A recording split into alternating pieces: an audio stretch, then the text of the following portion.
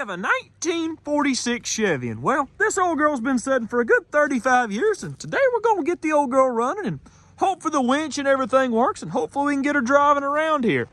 She came from Avoca, Arkansas, it seems like, to begin with. I picked her up in Pea Ridge, and the older gentleman I got it off of, he bought it in 1985, I believe, because the power company cut a bunch of trees in a power line right away, and they were just gonna burn them, and he used this old girl to pull all the logs out of there.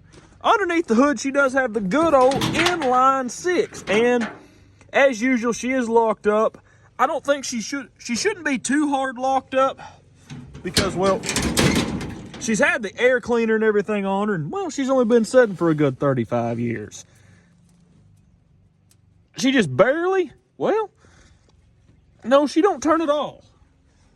On the interior, we got, these doors didn't want to open when I got her, so I done sprayed them down with the good old PB blaster. I can't tell the mileage on this one, but everything in here except for the seat seems to be here. This is a seat out of something else. We do have the start of the Radicus Giganticus package, but it doesn't seem to be the full Radicus Giganticus package. He's just kind of started building a home. Back here we got a good old Tulsa winch and this big old boom. We're gonna get this thing working and pull some stuff around with it. She doesn't have a normal hook. It's basically like a skidder has on it. Instead of being a hook, it's got this thing for when you wrap the cable around a tree or a chain, you hook that on there, and that's how you pull your little tree up out of the ditch, or how you pull it to the sawmill. But all I gotta say, the old girl's pretty complete, and she has the old air cleaner on her. On the oil, it's not on this side, it's on the other. I did see there's an electric fuel pump there.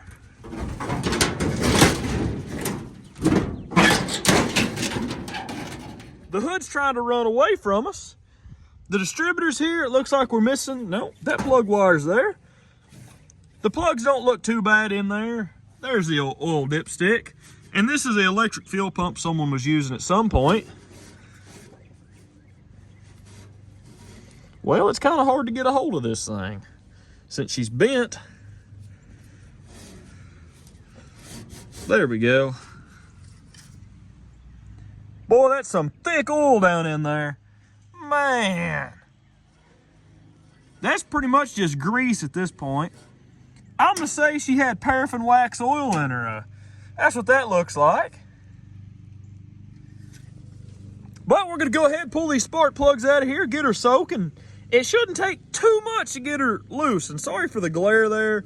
The sun's doing some weird thing with the camera today. It'd be too hard to get out. They don't look real rusty, and she's not a flathead, so they shouldn't break off in there, but I'm still gonna give them a good old spray of the PB blaster here, and I'll let them soak for a while, and I'll come back later today and spray them down again, then we'll pull these old girls out of here. Glare isn't as bad now. I've let these soak for a while, so I don't think there'll be too much trouble to get out of here. Oh, they're just barely in there. I guess that's the difference between setting for 35 years and setting for, 60 or 70 also. It's not a flathead, so the water don't just accumulate around them. She was probably burning some oil. There's a little bit of that green corrosion there, so I'm gonna say some moisture's got down in there over the years. The guy did say the hood blew off once, so it might have got down the oil bath air cleaner. I'm not sure. I'm gonna go ahead and pull the rest of these and we'll get her soaking.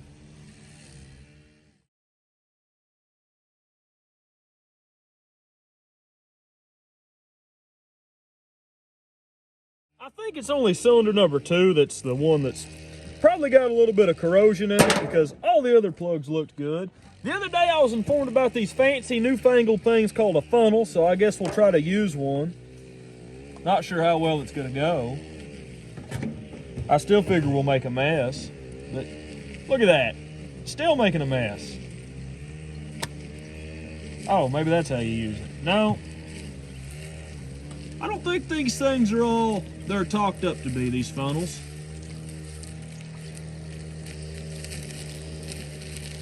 Maybe some of it went down in there.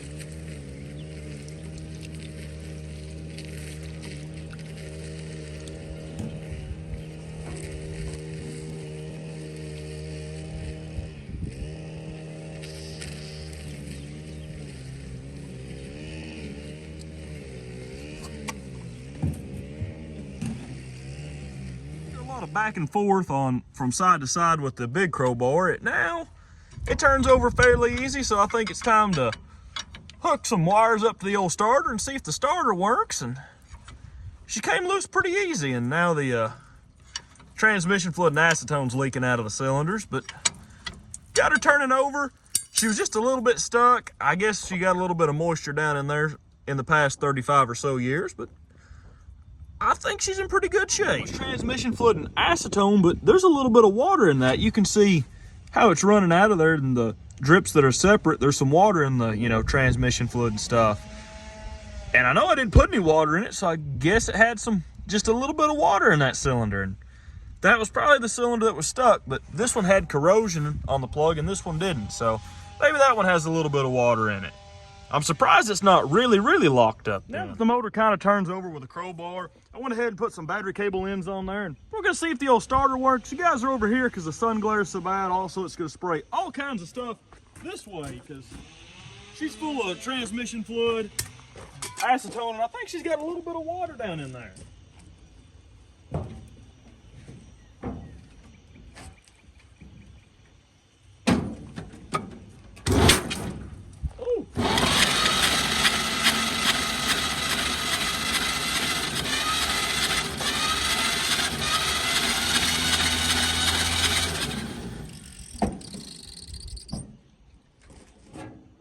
I gotta say, that starter works pretty blame good.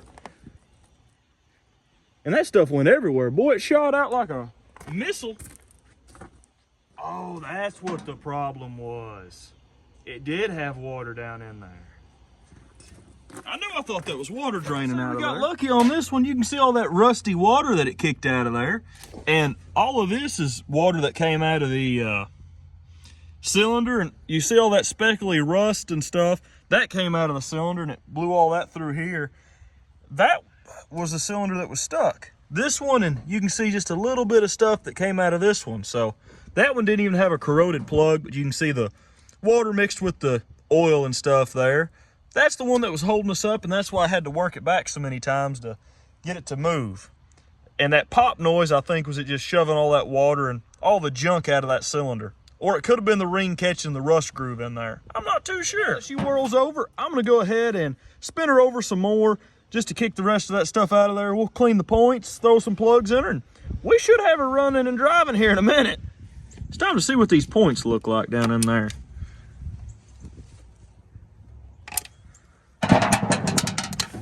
Oh, honestly, it looked pretty good down in there. A lot better than the normal ones we normally get. You can see there's a whole bunch of corrosion on them.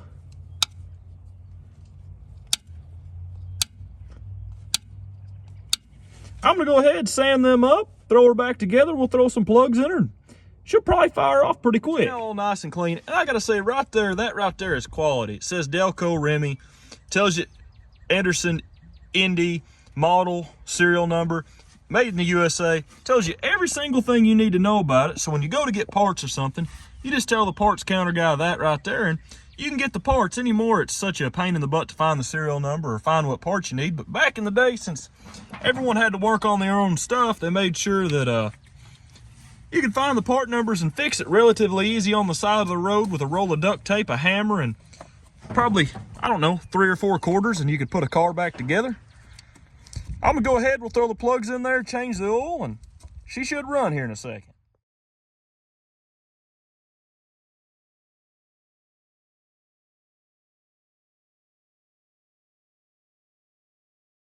It's time to play the good old game of what's in the oil pan. Is it water? Is it oil? Let's see. A lot of time there's a lot of water from condensation. Well, oh yeah, water. I figured that. That's from condensation. Also, a lot of it got in that 2 of the cylinders. Huh, that's a concerning amount of water. But she turns over, so it don't really matter. A lot of y'all ask how long it actually takes for these things to drain. Sometimes there's, 5 or 6 minutes worth of water in these things, but we'll see how long this one takes.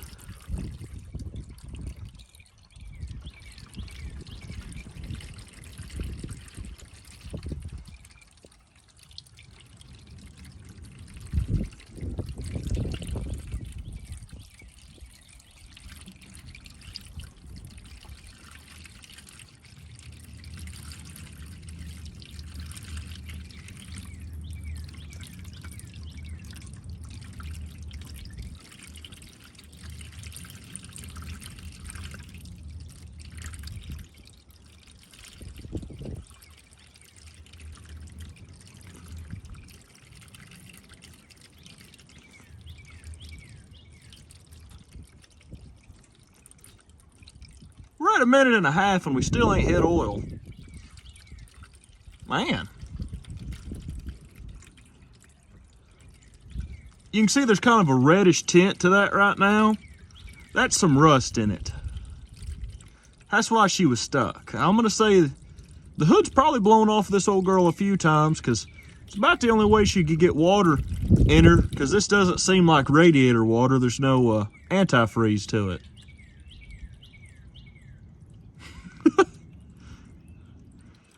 Oh, we hit oil at the 2-minute mark. Now there should be 5 quarts of oil in this thing. Or 6, it just depends.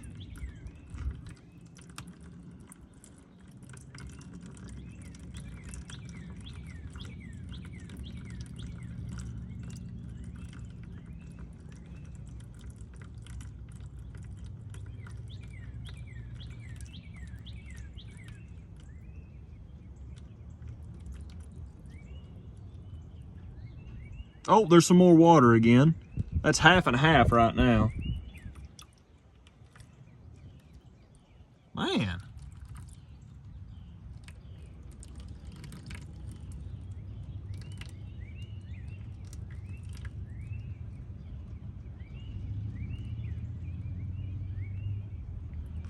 Well, I think she's about fizzled out there. I'll get back with you guys after I put some oil in her and we'll crank her over and see if she gets spark. Oil's all hooked up. Everything should be ready to go. She's got fresh oil in her, and I got what's left of a can of starting fluid.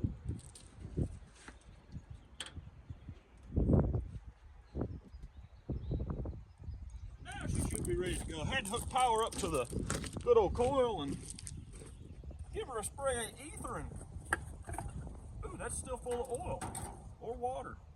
Not sure. It's water, not oil. Okay. Let's give her a...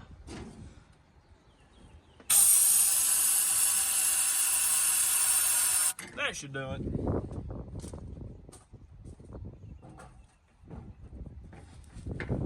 If the wind wasn't blowing, we could stand here and... Come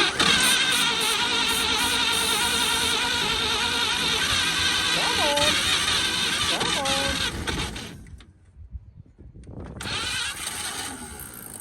Old girl. She's trying. Go ahead and give this another try. I went ahead and got a water bottle full of gas, and we'll give it a little bit of a visit from the ether bunny here. And there we go. Now she should run.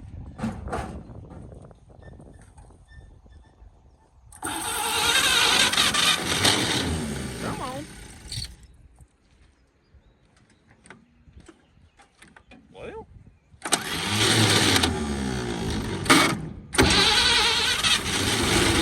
there we go. Went ahead and hooked up our fancy DOT approved fuel system with the good old pump sprayer, and the coil and everything's all hooked up. I put a little bit of gas in there and it tried to hit off and run, so a little bit of ether and whirling her over, she should fire off for us.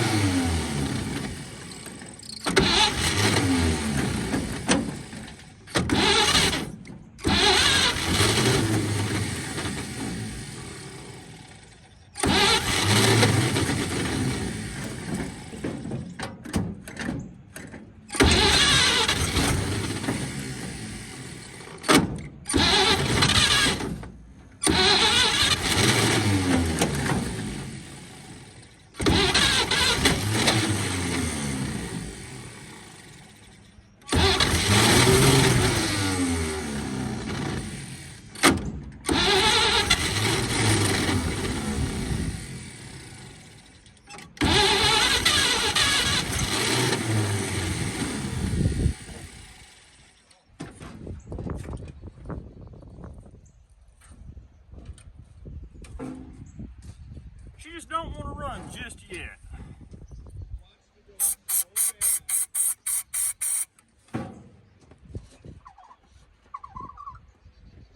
Give it a little bit of that and she should fire off.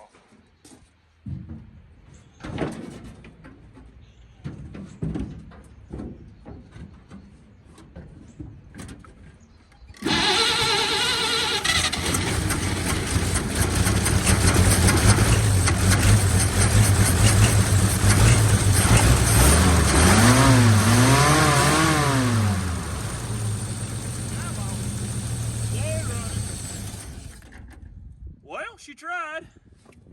She's smoking a little bit from all the junk I put down in there, but we're gonna get her running. A little bit more ether and we'll give her another whirl. I think she ran out of fuel once she got going. The carburetor does have that fancy waterfall feature there. That's for performance and fire hazard. Yeah.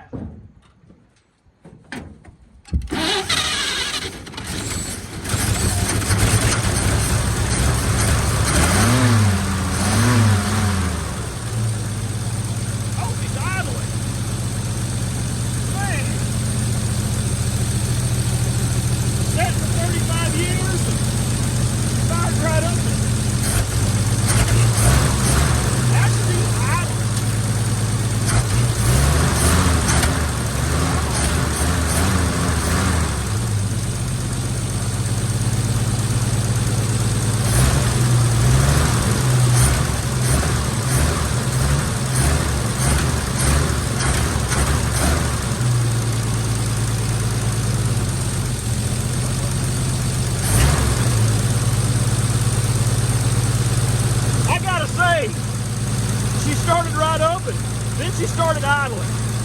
You just can't kill one of these old inline sixes. It don't matter what brand it is or anything. As soon as you get the motor unlocked, they fire up and run. She does have a little bit of Kool-Aid in her. I'm gonna add some more and we're just gonna let her idle.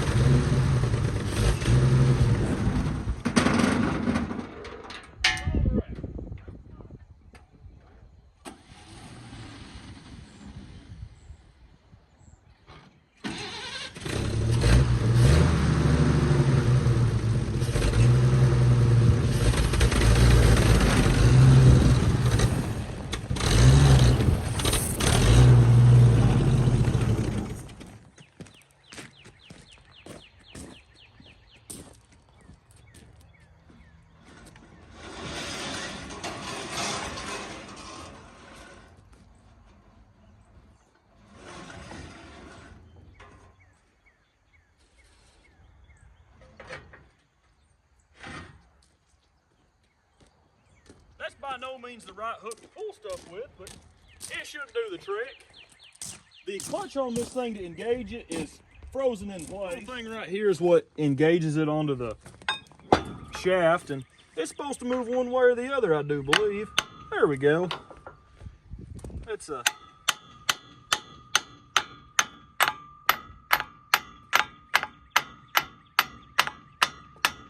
It does have a keyway in it though. I sprayed that down with PB Blaster about 74 times and I've let it set for a couple days. So now she's engaged and the cable don't look too bad. I wouldn't trust it too much, but see from being spooled up on there, it's got a little bit of rust in it, but it ought to pull that truck with ease. I will scotch these tires, and I think this is a 19 or a 20-ton winch. I'm not too sure, but she's got about, I don't know, probably 100 feet or more cable on there. And she's PTO drive, so this old girl should be able to pull just about anything at an idle.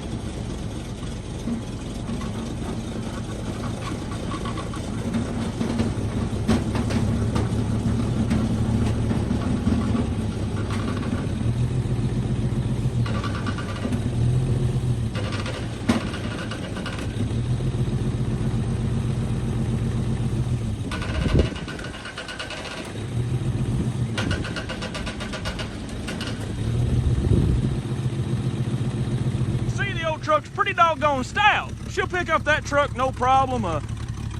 There's only one chain that's tightening right now, which is concerning, but, well, she does that just at an idle. I mean, you can't beat one of these old Tulsa winches.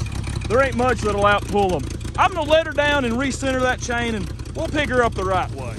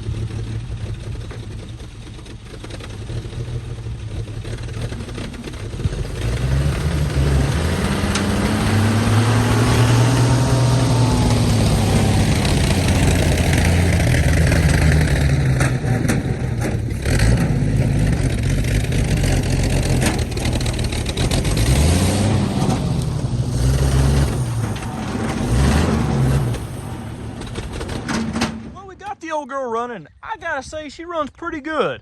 All things considered, the oil pan was full of water and she was locked up. She had water in 2 cylinders. I guess at one point when the hood blew off or something, or somehow some water got in the cylinders. That 5-gallon bucket is almost full of water that came out of the oil pan. That's a 16-quart container, and it was full and probably had an extra quart in the top. So 17 quarts of oil water mixture came out of the old girl. And as soon as she did fire up, though, she started idling. I did switch this into gasoline a lot sooner than we normally do. This one had a lot more compression and seemed like she really wanted to run.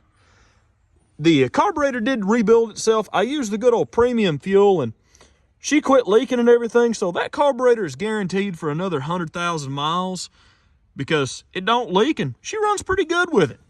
The old winch and everything works real good. We picked the old Dodge truck up with it, and I do believe that is a 20-ton Tulsa. We did have her on 4 wheels, I guess you'd say, there for a minute. I was trying to drag it, but it's sitting on the flat spots from when I first got that truck, and she just didn't have enough weight in the front end to break her loose. I would have changed the tire and put another front tire up here, but I don't have a rim that'll fit that thing. I have a GMC over there, and you'd think it'd be the same, but it's got a lot bigger of a bolt pattern for some reason. But all in all, she runs, she idles, she works, and I gotta say, she's like a brand new rig. But thank you guys for watching. Please consider maybe leaving a like or subscribing. We got a lot more cool videos coming to the channel, and well, we're back with weekly videos. Also, you guys should see the old 27 Chevy truck here in a week or two. She's been sitting for a good 75 years, and well, she was a crispy critter when we got her. Well, rusty critter, I guess you'd say. See you guys in the next video.